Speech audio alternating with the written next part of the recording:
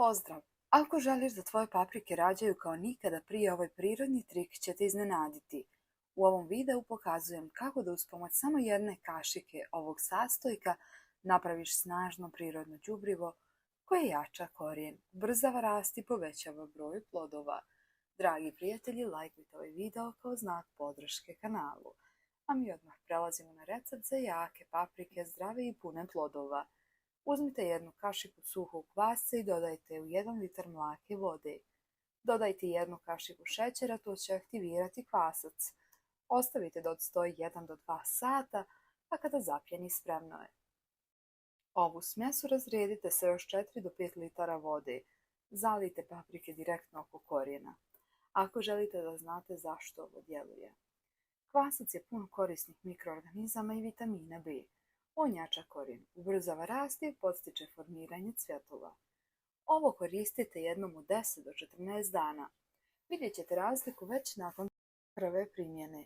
Nemojte pretjerati, više nije bolje.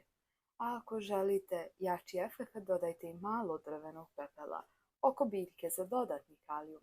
Hvala vam na gledanju. Pogledajte još videa na našem kanalu. Ako i ti želiš ovako debelu i snažnu stabljiku mladog paradajza, onda je vrijeme da pogledaš ovaj video do kraja. Ovo je video triku koji će te iznenaditi. Ako želiš da tvoj paradajz i paprike rađaju kao nikada prije, u ovom videu pokazujem kako da na vrijeme, a uz pomoć samo jedne kašike ovog sastojka, dobiješ više plodova i pravo prirodno đubrivo. Uzmi jednu kašiku drvenog pepela i sipaju 1 litar vode. Lajkuj ovaj video kao podršku kanalu. Dobro promiješaj i ostavi da odstoji 1 sat. Zatim prociredi i razrijedi se još 3 do 4 litre vode. Ovom smjesom zalij paprike direktno oko korijena. A zašto ovo djeluje? Drveni pepeo je bogat kalijumom i kalcijumom.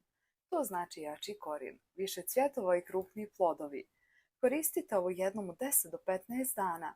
I ne pretjerujte i ne koristite ako je zemlja već alkalna. Za još bolji rast ponekad dodaj malo razvlaženog mlijeka u omjeru 1:10 za jače listove i otpornost. A ako ti je ovaj video koristan, lajkuj ga i pošalji ga i prijatelju kojem također treba. Hvala ti na tome. Pozdrav! Ako želiš zdravije, jače paprike, paradajz i krastavce bez skupih preparata, probaj ovu jednostavnu prihranu. Ovo je jednostavan trik za prihranu paradajza, paprike i krastavaca koji će vam uvijek trebati. A mi bez zadržavanja krećemo na pripremu.